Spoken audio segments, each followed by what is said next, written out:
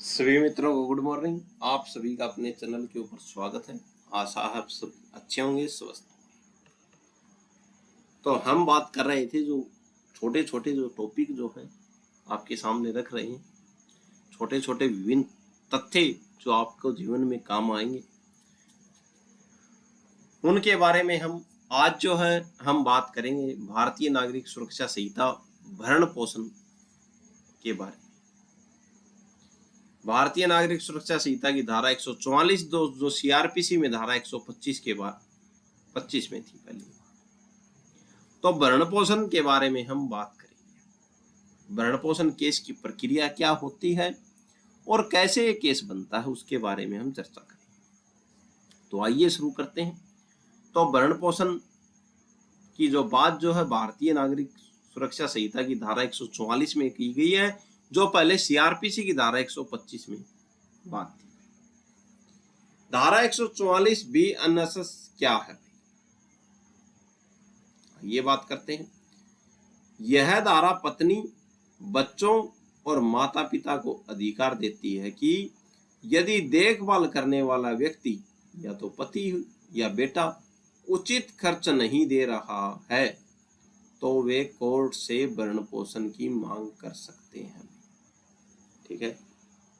तो धारा 144 कहती है पत्नी, बच्चों या माता पिता को यह अधिकार देती है कि जो देखभाल करने वाला या तो पति है पत्नी की, बच्चों की, या माता पिता की कौन करता है, बच्चे करते हैं, भी बेटा करता है, उचित खर्चे नहीं दे रहा तो वे कोर्ट से भरण पोषण की मांग कर सकते हैं, धारा 144 में।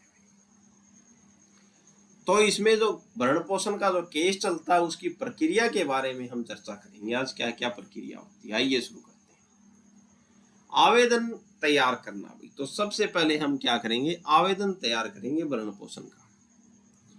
रिश्ते का विवरण भाई, शादी, तो सबसे पहले हम देखेंगे रिश्ते का विवरण। ठीक है। रिश्ते के विवरण में अगर पत्नी केस कर रही है तो उसकी शादी का सबूत होगा हमारे पास, कोई फोटो मिल जाएगी। अगर माता पिता कर रहे हैं तो माता पिता होने का प्रमाण मिल जाएगा हमको कहीं ना कहीं, उसके आधार कार्ड में मिल जाएगा, उसके राशन कार्ड में मिल जाएगा। ठीक है। और जो शादी का प्रमाण पत्र, वो जो पत्नी है वो एल्बम से मिल जाएगा या कार्ड मिल जाएगा उनका कहीं पे। ठीक है। तो ये आवेदन तैयार करने के लिए हमको रिश्तों का विवरण चाहिए।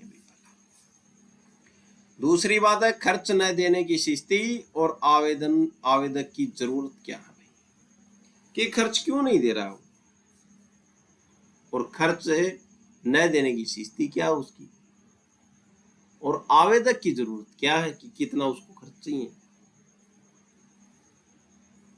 ये चीज चाहिए हमको आवेदन करने के लिए। विपक्षी की आय और संपत्ति की जानकारी हमको क्या देनी पड़ेगी, कि जिस पर हम वाद कर रहे हैं, पति है या बेटा है या बेटी है, तो उसकी संपत्ति कितनी है, उसकी आय कितनी है, उसका प्रमाण चाहिए हमको। मांगी गई भरण पोषण की राशि की कितनी भरण पोषण की राशि मांगी गई है, इससे आवेदन क्या होता है भाई, तैयार होता है। आगे चर्चा करते हैं। ठीक है। ये चारों चीजें हमने देख ली, ये चारों चीजें होनी चाहिए हमें ये आवेदन करने के लिए। आगे बात करते हैं भरण पोषण केस की आगे की प्रक्रिया क्या होगी भैया। अब हमने फाइल बना ली, कोर्ट में फाइलिंग और नोटिस भाई। आवेदन, ये देखिए भरण पोषण आवेदन और न्यायिक मजिस्ट्रेट है JM-APSI भाई। फाइलिंग आवेदन फैमिली कोर्ट, या तो फैमिली कोर्ट में जाएंगे या न्यायिक मजिस्ट्रेट JM-APSI की अदालत में जमा किया जाएगा। ठीक है। तो या तो फैमिली कोर्ट में जाएगा या कहां पे जाएगा, न्यायिक मजिस्ट्रेट। नोट्स देखिए भाई, कोर्ट दूसरे पक्ष को नोटिस जारी कर कोर्ट में हाजिर होने के लिए कह सकता है कि भाई कोर्ट में आ जाओ, तुम्हारे खिलाफ ये मामला है। कोर्ट नोटिस जारी कर सकता, कर दिया भी नोटिस जारी। अब विपक्षी आएगा जिससे हम भरण पोषण मांग रहे हैं, विपक्षी का जवाब। अब विपक्षी क्या जवाब देगा, वह खर्च क्यों नहीं दे पा रहा, तो सबसे पहले तो ये बताएगा कि मैं खर्च क्यों नहीं दे पा रहा भाई, मेरी ये समस्या, वो अपनी समस्या रखेगा। क्या पत्नी खुद कमाने में सक्षम हो या नहीं, तो ये बोलेगा कि इतना तो कमा लेती है, मैं कैसे दूं। उसकी असली आय कितनी है, ठीक है, वो बताएगा कि मेरी इतनी आय है, मैं इससे नहीं दे सकता, मेरा खुद का गुजारा नहीं चलता। तो विपक्षी को आके जवाब देना होगा। ठीक है भाई, आगे क्या होगा भैया, दोनों ने अपने अपने जवाब दे दिए। काउंसलिंग और समझौता। फैमिली कोर्ट में सबसे पहले मामले को आपसी सहमति से सुलझाने का प्रयास किया जाता है, ठीक है। यदि समझौता नहीं होता तो केस आगे सुनवाई ट्रायल के लिए बढ़ता है, ठीक है भाई। एक जरूरी बात, भारतीय न्याय संहिता मुख्य रूप से अपराधों की परिभाषा और सजा तय करती है, जबकि भरण पोषण की यह प्रक्रिया अब कहाँ पे है, BNSS भारतीय नागरिक सुरक्षा संहिता की धारा के तहत आती है भाई, 144 की धारा, ठीक है भाई। आगे बात करते हैं भाई, अगर फैसला नहीं हुआ तो ट्रायल शुरू हो जाएगी। आगे क्या होता है, भरण पोषण प्रक्रिया का केस, सबूत और आय का आकलन। अब बात नहीं बनी वहां पे तो क्या होगा, केस शुरू हो जाता है। तो पहले क्या देखते हैं, सबूत और आय का आकलन, की आय कितनी है। सबूतों का चरण, आवेदक के सबूत देखते हैं भाई, जिसने आवेदन जो किया है उसके पास क्या क्या सबूत है, ठीक है।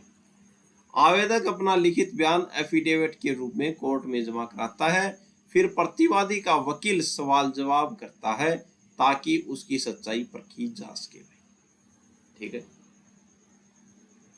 अब प्रतिवादी के सबूत, अब क्या करेगा, प्रतिवादी अपने सबूत धरेगा कि मेरी कमाई इतनी है, मेरी जिम्मेदारियां यही है, परिस्थितियां और प्रतिवादी। फिर दूसरा पक्ष जैसे कि पति अपनी बात साबित करने के लिए अपने सबूत और कागज पेश करता है, वह अपनी कमाई, जिम्मेदारियों और परिस्थितियों के दस्तावेज दिखाता है कि ये मेरी परिस्थिति, ये मेरी कमाई है, देख लो इतना मैं कमाता हूँ, ये मेरे पास जिम्मेदारियां, इसलिए मैं भरण पोषण नहीं दे सकता। आगे क्या होता है भैया, आय का आकलन किया जाता है। प्रतिवादी की आय, प्रतिवादी असल में कितना कमाता है, यह आकलन किया जाता है, ठीक है। वास्तविक आय की पहचान, वास्तविक आय क्या है, क्योंकि कमाई छिपाई जा सकती है, ठीक है, तो वास्तविक आय की पहचान की जाती है। अन्य जिम्मेदारियां उसके पास, और क्या जिम्मेदारियां हैं, बूढ़े माँ बाप, दूसरे बच्चे हों, ये भी जिम्मेदारियां हो, ये भी देखी जाती है जिम्मेदारियां क्या है। आवेदक की जरूरत कितनी है भाई, आवेदक की जरूरतें और खर्चे कितने हैं, ये ध्यान में रखा जाता है। जीवन स्तर, दोनों का जीवन स्तर कैसा है ताकि खर्चा उसी हिसाब से तय हो, ठीक है। तो ये बातें देखी जाती है, आय के आकलन किया जाता है। आगे क्या होगा, सबूत और आय का आकलन से आगे क्या होगा भाई, अंतरिम भरण पोषण, धारा 125, धारा 144, अंतिम आदेश दे दिया भाई 1 से 3 महीने में, ठीक है। चूंकि केस खत्म होने में समय लगता है, ठीक है, तो अंतरिम भरण पोषण दे देते हैं। जज साहब बोलते हैं कि अंतरिम भरण पोषण, अब वकील साहब फाइल लगा देंगे, अंतरिम भरण पोषण दिया जाए, केस को तो बहुत समय लगेगा। चूंकि केस खत्म होने में समय लग सकता है, इसलिए कोर्ट केस चलने के दौरान ही एक अस्थायी आदेश दे सकता है, ठीक है, जिसको क्या बोलते हैं, अंतरिम भरण पोषण, केस से पहले ही पैसे देने। अंतिम सुनवाई भी, केस शुरू होने पर कोर्ट अंतरिम मेंटेनेंस का आदेश दे सकता है ताकि खर्चा मांगने वाले को तुरंत मदद मिल सके, ठीक है। यह आदेश आमतौर पर केस फाइल होने के 1 से 3 महीने के भीतर आ सकता है, ठीक है। जब सारे सबूत पेश हो जाते हैं और सारी बातें कोर्ट के सामने आ जाती हैं, तब दोनों पक्षों के वकील अपनी अंतिम दलील बहस पेश करते हैं और कोर्ट दोनों की बातों को ध्यान से सुनता है। ठीक है, अंत में दोनों बहस करेंगे, इसको बोलते हैं अंतिम सुनवाई। अंतरिम बहस, ये मैंने इसके बारे में एक क्लास पहले बना रखी, उसको देखना जाके, छोटी है वो, छोटी क्लास है। अंतरिम बहस है भाई, और 1 से 3 महीने में क्या होता है भाई, अंतरिम जो भरण पोषण है उसका ऑर्डर जारी हो जाता है। आगे बात करते हैं, अंतरिम सुनवाई, फाइनल हेयरिंग होती है। ठीक है, अंतरिम आदेश, अब अंतरिम सुनवाई हो गई, अंतिम सुनवाई होने के बाद क्या होगा, आदेश आएगा, फाइनल ऑर्डर, जजमेंट। प्रतिवादी को हर महीने कितना भरण पोषण खर्च देना होगा, यह आदेश होगा। यह पैसा कब और कैसे दिया जाएगा, अगर परिवार में बच्चे, पत्नी और माता पिता हैं तो किसे कितना हिस्सा मिलेगा, ये बात भी लिख दी जाती है। ठीक है, आगे बात करते हैं, अंतिम आदेश से आगे क्या होगा भैया, अंतिम आदेश आ गया भरण पोषण का कि इतने इतने पैसे दे दो भाई। आदेश का पालन न करने पर अब क्या है, आदेश आ गया तो क्या पति है या बेटा, वो आदेश का पालन ही नहीं कर रहा, पैसे नहीं दे रहा, तो क्या होगा, वारंट जारी होगा। कोर्ट पैसे की वसूली के लिए वारंट जारी करता है। अगर अंतिम आदेश के बाद भी व्यक्ति पैसा नहीं देता तो कोर्ट सख्त कदम उठा सकता है। क्या, वारंट जारी कर सकता है। वेतन कुरक भाई, उसकी सैलरी से पैसे कटवाए जा सकते हैं, कि सैलरी है, अगर नौकरी में है, सैलरी से काट लो और इनको दो। ठीक है भाई, आगे क्या है, संपत्ति कुर्की, उसकी संपत्ति जैसे घर गाड़ी को जब्त किया जा सकता है। ठीक है, उसकी कुर्की की जा सकती, बेचा जाता है और उनको भरण पोषण दिया जाता है। जेल, अगर जानबूझकर पैसा नहीं दे रहा तो उसे 1 महीने तक के लिए जेल में भेजा जा सकता है। पता है कि पैसा है, फिर जानबूझकर नहीं दे रहा तो उसको 1 महीने के लिए जेल में डाल दो। आगे क्या होगा, आदेश में संशोधन, तो क्या आदेश में संशोधन भी हो सकता है। कोर्ट का फैसला पत्थर की लकीर नहीं होता, अगर हालात बदल जाएं तो पति या पत्नी में से कोई भी नया आवेदन दे सकता है। ठीक है, मेंटेनेंस बढ़ाने के लिए भाई, अगर महंगाई बढ़ गई है या जरूरतें बढ़ गई हैं तो भरण पोषण बढ़ाने के लिए आवेदन दे सकती है भाई पत्नी। कम करवाने के लिए, अगर पति की नौकरी छूट गई या आय कम हो गई तो वो मेंटेनेंस कम करवाने के लिए भी आवेदन दे सकता है। बंद करवाने के लिए, अगर पत्नी दोबारा शादी कर ले या खुद कमाने लगे तो वो क्या है, मेंटेनेंस बंद करवा सकता है। ठीक है, तो क्या है, आदेश क्या है, पत्थर की लकीर नहीं है, इसमें संशोधन भी हो सकता है। ठीक है भाई, आगे क्या होगा, हमने संशोधन भी करवा लिया। अपील और रिवीजन। ठीक है, अगर आप कोर्ट के फैसले से खुश नहीं हैं तो हार मानने की जरूरत नहीं है, आप सेशन कोर्ट या हाई कोर्ट में उस आदेश के खिलाफ रिवीजन फाइल कर सकते हैं। ठीक है भाई, सेशन कोर्ट में भी कर सकते हैं और हाई कोर्ट में भी। मेंटेनेंस यानी कि भरण पोषण से जुड़े कुछ जरूरी सवाल। ठीक है, आगे बात करते हैं।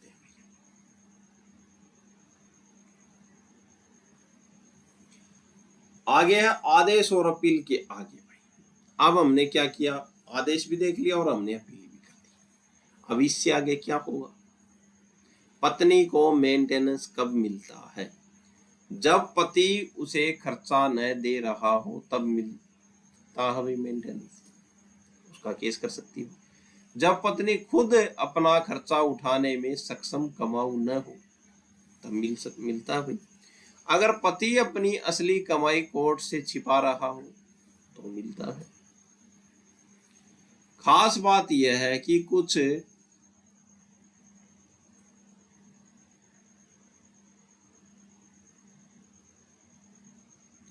कुछ मामले ऐसे हैं जिसमें तलाक के बाद भी मेंटेनेंस मिल सकता है। ठीक है, और मिलता भी है। आगे बात करते हैं, मेंटेनेंस किस किस को मिल सकता है, तो भरण पोषण किस किस को मिल सकता है, असहमति होने पर। पत्नी को मिल सकता है भाई, असहमति होने पर, पति से असहमति होने पर, ठीक है। नाबालिगों बच्चों को मिल सकता है भाई, जो नाबालिग जो बच्चे जो है उनको मिलता है भाई, ठीक है। ऐसे बालिग बच्चे जो शारीरिक या मानसिक रूप से अक्षम हो उनको भी क्या भरण पोषण मिलता है।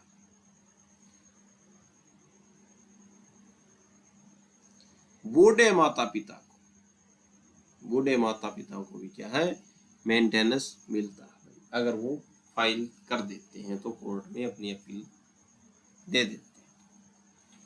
तो ये मेंटेनेंस केस की प्रक्रिया देखी, किस किस को मिल सकता है उसके बारे में देखा, और ये एक छोटी सी क्लास थी।